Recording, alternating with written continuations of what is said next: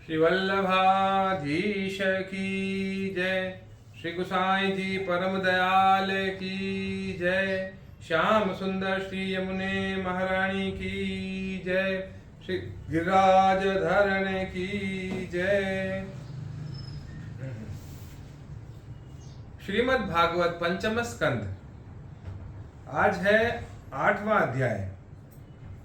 पिछले वाले अध्याय में यानी 7वें अध्याय में हमने भरत जी का चरित्र के बारे में पढ़ा था कि वो कैसे कुलाश्रम में जाके रहने लगे थे, हरिहर क्षेत्र में जाकर। ये सारी बातें हमने पिछले वाले अध्याय में पढ़ी थी।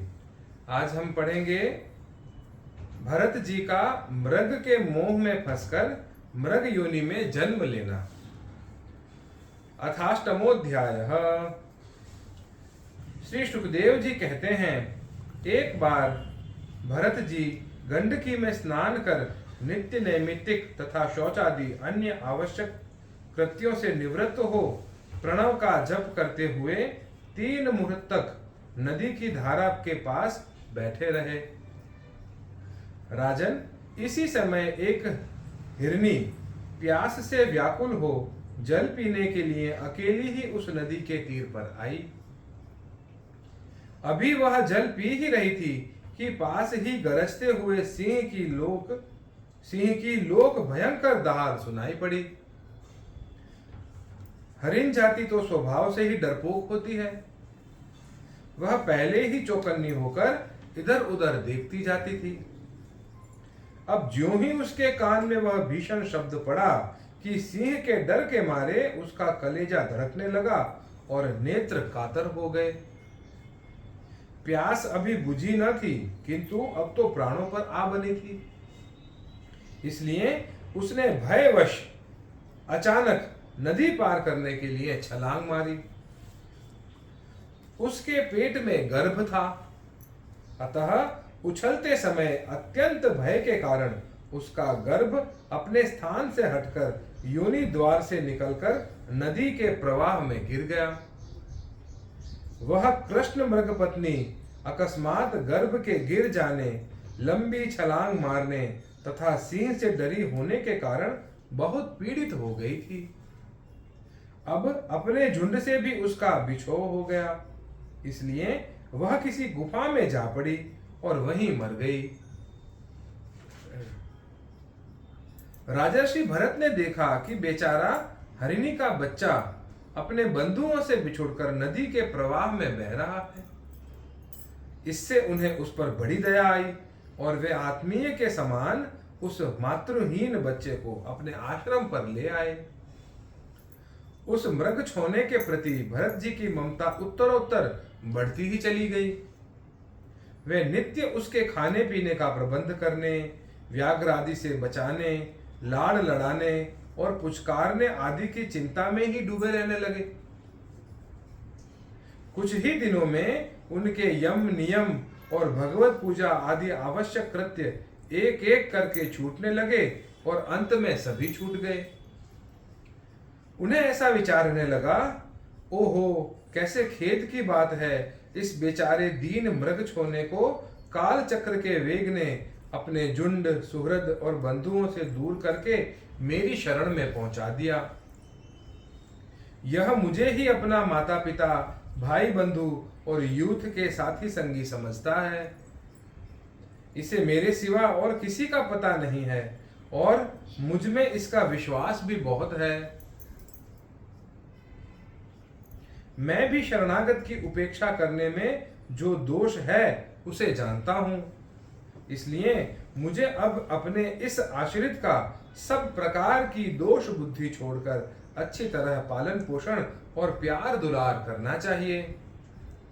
निश्चय ही शांत स्वभाव और दीनों की रक्षा करने वाले परोपकारी सज्जन ऐसे शरणागत की रक्षा के लिए अपने बड़े से बड़े स्वार्थ की भी परवाह नहीं करते। इस प्रकार उस हिरण के बच्चे में आसक्ति बढ़ जाने से बैठते, सोते, टहलते, ठहरते और भोजन करते समय भी उनका चित्त उसके स्नेह पाश में बंधा रहता था।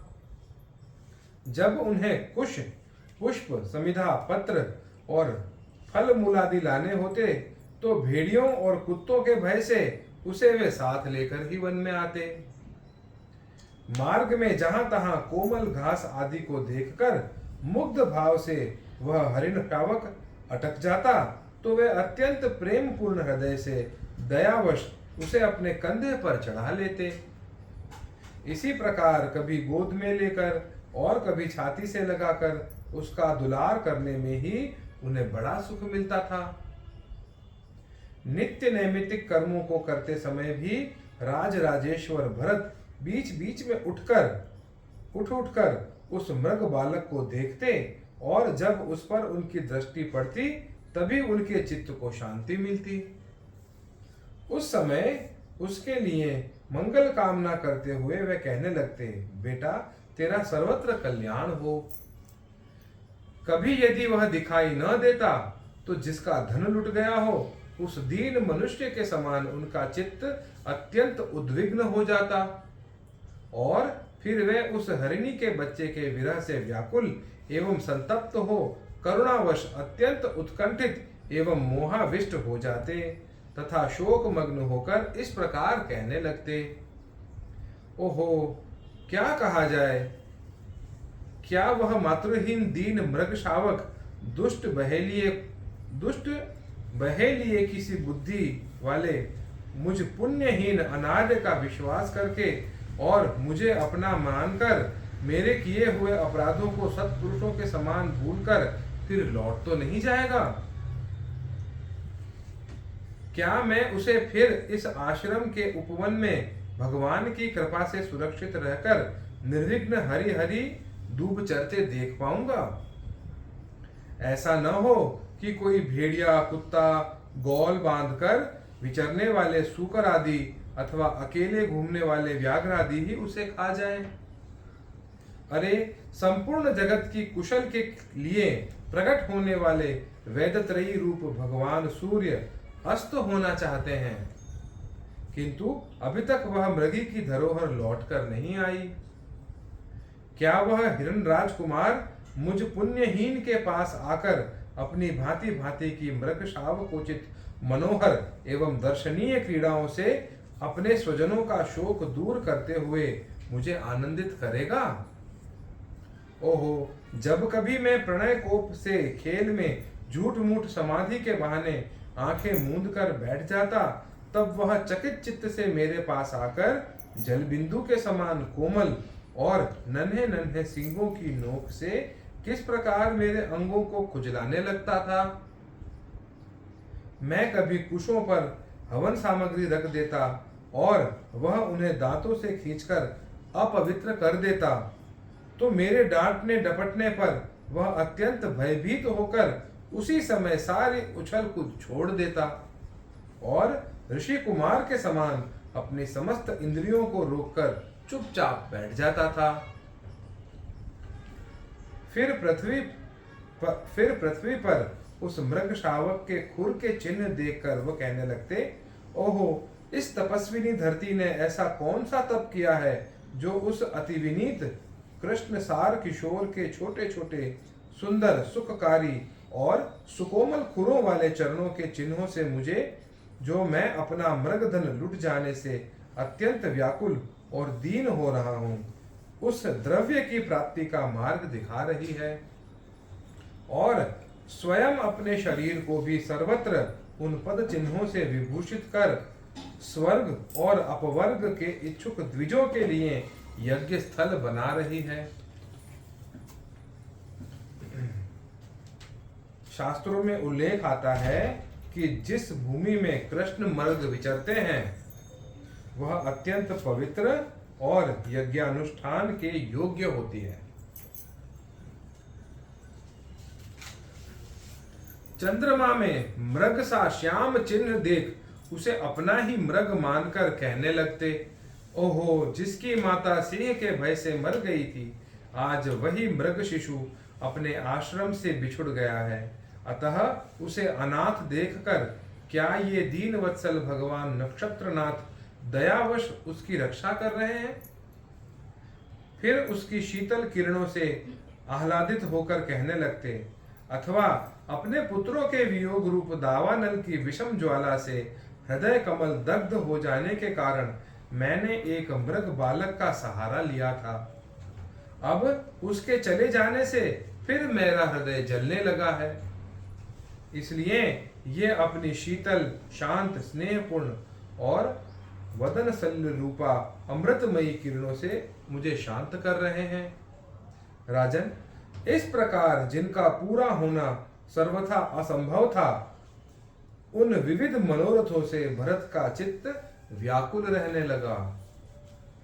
अपने मृग शावक के रूप में प्रतीत होने वाले प्रारब्ध कर्म के कारण तपस्वी भरत जी भगवदाराधना रूप कर्म एवं योगानुष्ठान से च्युत हो गए। नहीं तो जिन्होंने मोक्ष मार्ग में साक्षात विघ्न रूप समझकर अपने ही हृदय से उत्पन्न दुस्तज्य पुत्रादि को भी त्याग दिया था, उन्हीं की अन्य जातीय हिरण शिशु में ऐसी आसक्ति कैसे हो सकती थी। इस प्रकार राजर्षि भरत विघ्नों के वशीभूत होकर योग साधन से भ्रष्ट हो गए और उस मृग छोने के पालन पोषण और लाड़ प्यार में ही लगे रहे और अपने आत्मा के स्वरूप को भूल गए। इसी समय जिसका टलना अत्यंत कठिन है, वह प्रबल वेगशाली कराल काल चूहे के बिल में जैसे सर्प घुस आए, उसी प्रकार उनके सिर पर चढ़ आया। उस समय भी वह हरिण शावक उनके पास बैठा पुत्र के समान शोकातुर हो रहा था। वे उसे इस स्थिति में देख रहे थे और उनका चित्त उसी में लगा रहा था। वे उसे इस स्थिति में देख रहे थे। इस प्रकार की आसक्ति में ही मृग के साथ उनका शरीर भी छूट गया। तदंतर उन्हें अंत काल की भावना के अनुसार अन्य साधारण पुरुषों के समान मृग शरीर ही मिला, किंतु उनकी साधना पूरी थी। इससे उनकी पूर्व जन्म की स्मृतियां नष्ट नहीं हुई। उस योनि में भी पूर्व जन्म की भगवत आराधना के प्रभाव से अपने मृग रूप होने का कारण जानकर वे अत्यंत पश्चाताप करते हुए कहने लगे, अहो, बड़े खेद की बात है, मैं संयमशील महानुभावों के मार्ग से पतित हो गया। मैंने तो धैर्य पूर्वक सब प्रकार की आसक्ति छोड़कर एकांत और पवित्र वन का आश्रय लिया था। वहां रहकर जिस चित्त को मैंने सर्वभूतात्मा श्री वासुदेव में निरंतर उन्हीं के गुणों का श्रवण, मनन और संकीर्तन करके तथा प्रत्येक पल को उन्हीं की आराधना और स्मरण आदि से सफल करके स्थिर भाव से पूर्णतया लगा दिया था, मुझ अज्ञानी का वही मन अकस्मात एक नन्हे से हरिण शिशु के पीछे अपने लक्ष्य से च्युत हो गया। इस प्रकार मृग बने हुए राजर्षि भरत के हृदय में जो वैराग्य भावना जागृत हुई, उसे छिपाए रखकर उन्होंने अपनी माता मृगी को त्याग दिया और अपनी जन्मभूमि कालज्जर पर्वत से वे फिर शांत स्वभाव मुनियों के प्रिय उसी शालिग्राम तीर्थ में, जो भगवान का क्षेत्र है, पुलस्त्य और पुलह ऋषि के आश्रम पर चले आए। वहां रहकर भी वे काल की ही प्रतीक्षा करने लगे। आसक्ति से उन्हें बड़ा भय लगने लगा था। बस अकेले रहकर वे सूखे पत्ते, घास और झाड़ियों द्वारा निर्वाह करते, मृग योनि की प्राप्ति कराने वाले प्रारब्ध के क्षय की बाट देखते रहते थे। अंत में उन्होंने अपने शरीर का आधा भाग गंडकी जल में डुबाए रखकर उस मृग शरीर को भी छोड़ दिया। इति श्रीमद्भागवते महापुराणे पारमहंस्यां संहितायां पंचम स्कंधे भरतचरिते अष्टमोऽध्यायः। अगले अध्याय में यानी 9वें अध्याय में हम पढ़ेंगे कि भरत जी का ब्राह्मण कुल में जन्म। श्री वल्लभाधीश की जय। श्री गोसाई जी परम दयाल की जय। श्याम सुंदर श्री यमुने महारानी की जय। श्री गिरिराज धरण की जय।